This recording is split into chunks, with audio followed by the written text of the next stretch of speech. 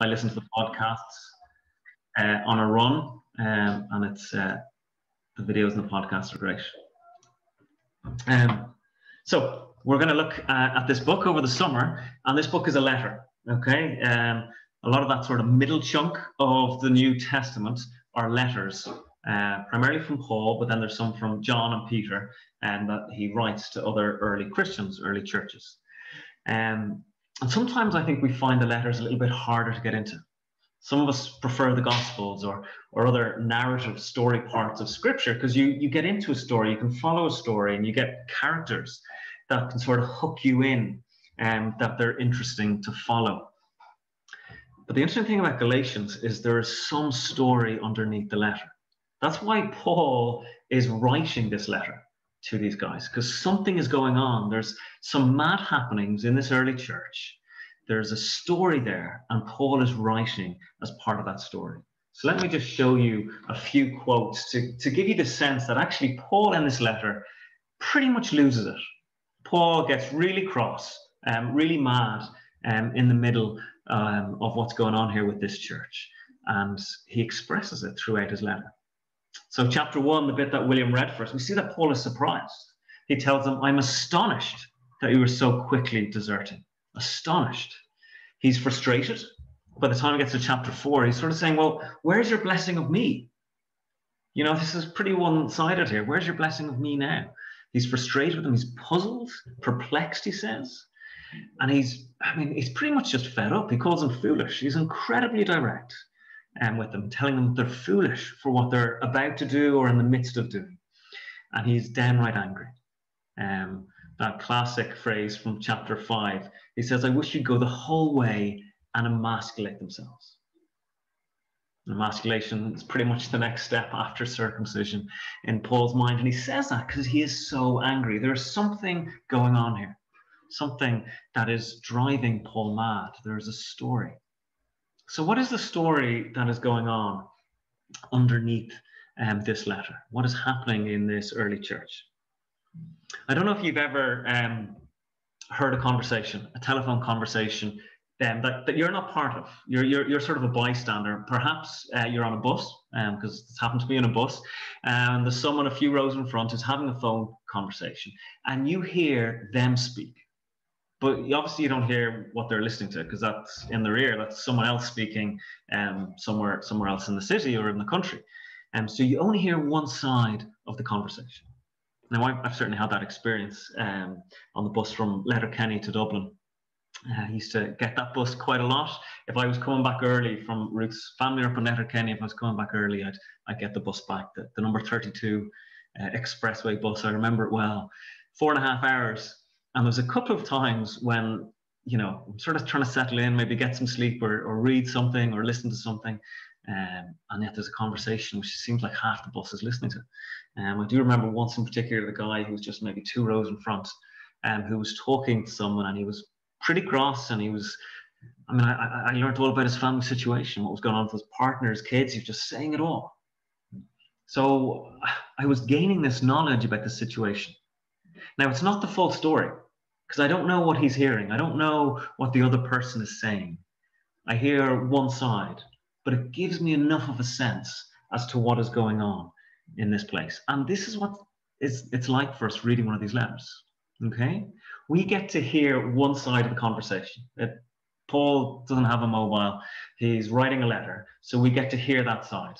We don't know from the other side, but it gives us enough of a sense. And so what do we pick up from Paul's letter? From just sort of maybe scanning through its 6 chapters. We're going to go through them step by step over the next few weeks. But as an overview, what do we pick up? And it seems that circumcision is central. That is a big part of what's going on in this story. We know that from how often Paul mentions it. The 16 times he has to mention this word. So it's clearly a huge part. In chapter 5, he talks of how they are considering it. If you let yourselves be circumcised. So obviously this is a live discussion in the church. And some of them maybe have been circumcised, and some of the others are thinking about it. It's happening right now. They're talking about it. They're facing decisions about it. But they're doing it under duress. There are people trying to compel them.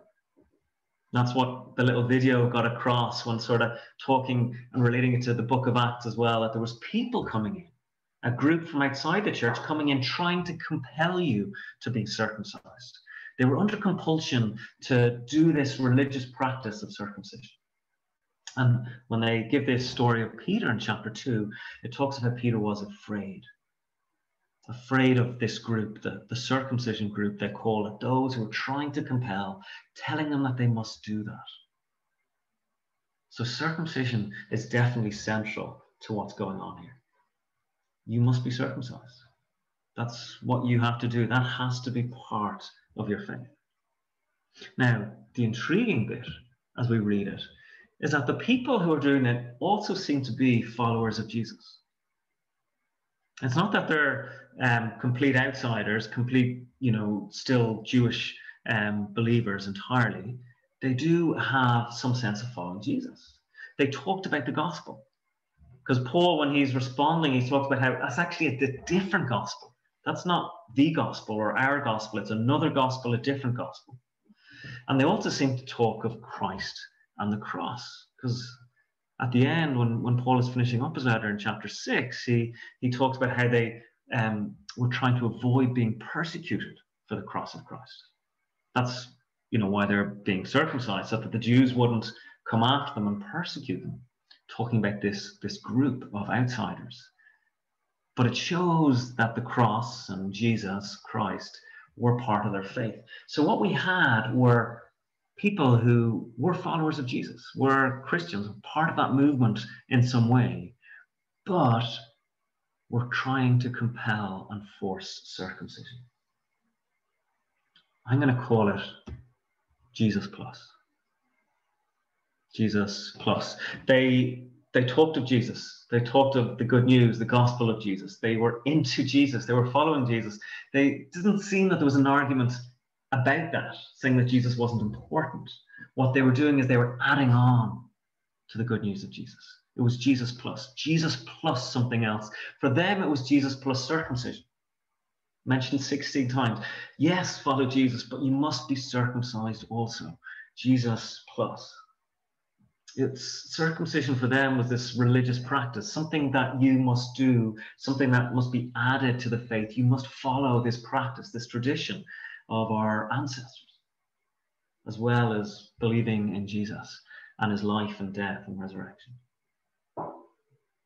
So I guess a question for us as we're going to go through this book is what is the plus for us? Because I'm pretty sure as we look around, there's not many in our church, certainly in Dublin West, but in the broader church in Dublin and in Ireland, who are telling people to get circumcised. That was what it was for them 2,000 years ago. That was the plus, the thing that's added on that you must do. But now I think there's other things. What are they? What could they be? I think they could be all sorts of things for us today. They can be moral things. You must behave in this way. You must do this. You must live like this. About behavior.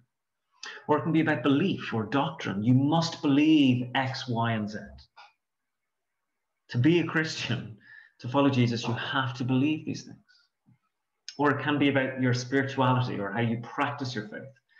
That's a little bit like maybe circumcision for them, but spirituality can be about you must pray in this way, or you must always attend church services, or else you're not really a Christian if you're not there all the time. Anything like that is adding something to Jesus. You must do this. Now, we sort of got to be careful and unpack this a little, because obviously a lot of those things are good. There's things that we should believe.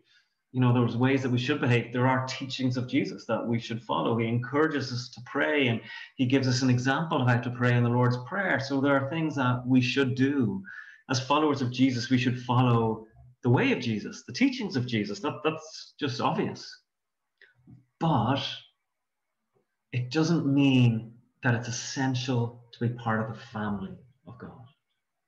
That's the big thing. To be part of the family of God, to be a Christian, to be a true follower, it's not a requirement. It is not Jesus plus.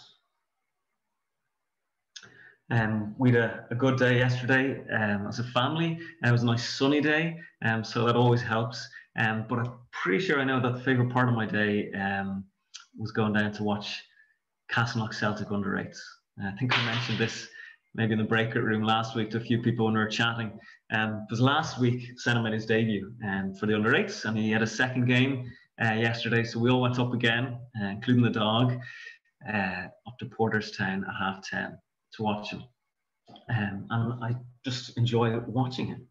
Now, it's funny sort of being on the sideline. You're sort of aware of all these stereotypes of competitive dad syndrome and all this, and you can hear a few dads who are shouting instructions, and there's definitely things that, you know, I could say to Senna, and I do say to Senna at times. I mean, I've been watching him now since September, going to training twice a week, and at the start he just did not pass the ball. He was constantly just trying to run himself with the ball, and you know, he's fast, so he get past the first guy, sometimes the second, but pretty rare to get past three guys. But he would just keep on going and eventually get tackled.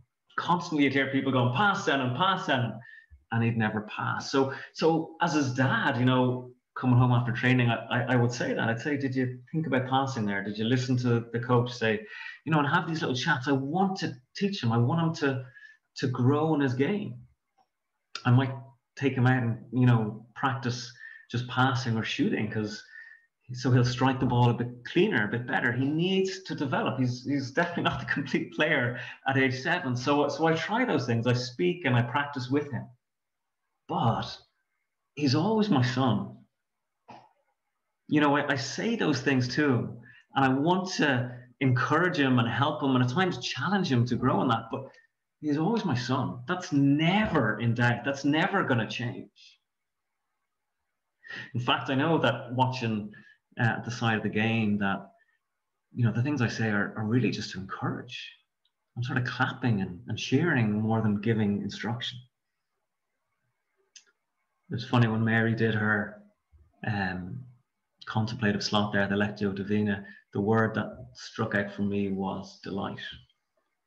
Delight. God speaking about his servant, who, when we get to the New Testament, we see that servant is Jesus, and God just has delight in Jesus. And I was just thinking that, you know, in some way that is true of us, because we are in Jesus. As followers of Jesus, we are in him. We're united to him. And so God just has delight in us. Yes, he wants us to believe certain things in Jesus' teaching. He wants us to follow his teaching and live it out in different ways. And at times we need to be challenged and commanded to do that. But we're always part of God's family. God always has delight in us as his children. And you see, that's why Paul gets so mad here. That's why Paul gets so riled up, is because if you make some of these things requirements to be part of the family of God, if they're like an entrance requirement, an entrance exam, that you've got to do this, become part of the church, part of the family of God, to be a follower of Jesus, then you're adding to the gospel. You've gone to Jesus plus. And Paul says, if you do that, you lose everything. If you add something to Jesus, the irony is that you lose Jesus in some way. You lose everything. When Paul starts his letter in verse 6, he has this extraordinary couple of verses.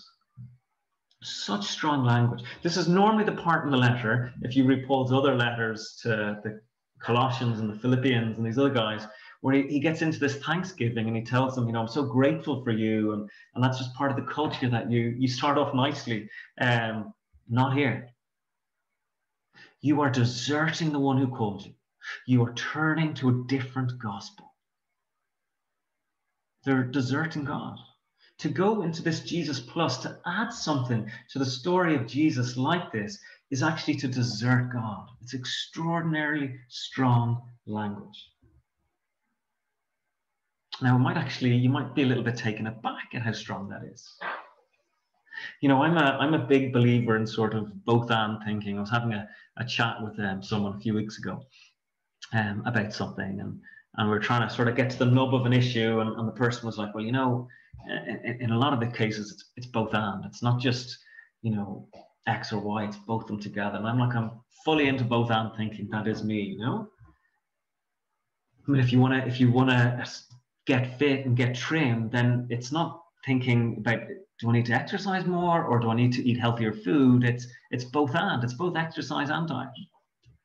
Or you're having a chat about, how do great footballers be made, or Nobel Prize winners? Is it nature or is it nurture? Is it in their genes or is it the culture and parental influence they had from an early age?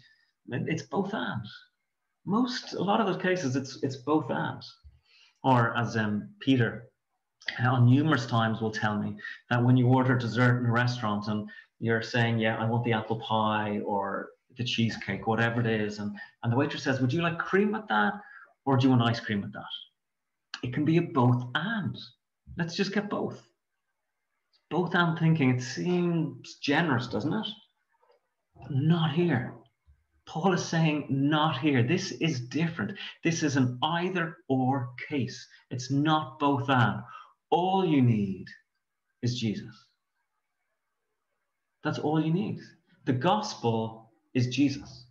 The good news is Jesus. His person, his life, his death, his resurrection. It's him. To become a Christian is to believe in him, to follow him, and you become united to him and his story. And that's it. He's done it all, 100% him. And what Paul is saying here is that, we do nothing. It's all Jesus and his story, 100%. If we add something to that, we end up losing everything. Deserting God, turning to a different gospel. We add something on and we lose it all because the focus switches. There's this verse in Galatians, I think it's probably the most profound. I think maybe Steve Brockwood signed up for that week. I'm trying to think. It's in chapter 5, verse 2. We'll get to it sort of end of July or August, something like that. And it says, if you let yourselves be circumcised, Christ will be of no value to you. The thought of a valueless Christ. Jesus plus, you add something to the good news, like circumcision for that church, and you end up losing everything, losing Christ. So what Paul is saying is that trust or faith is unidirectional. Today's Father's Day, and one of the great, constant jokes about men is that men can't multitask.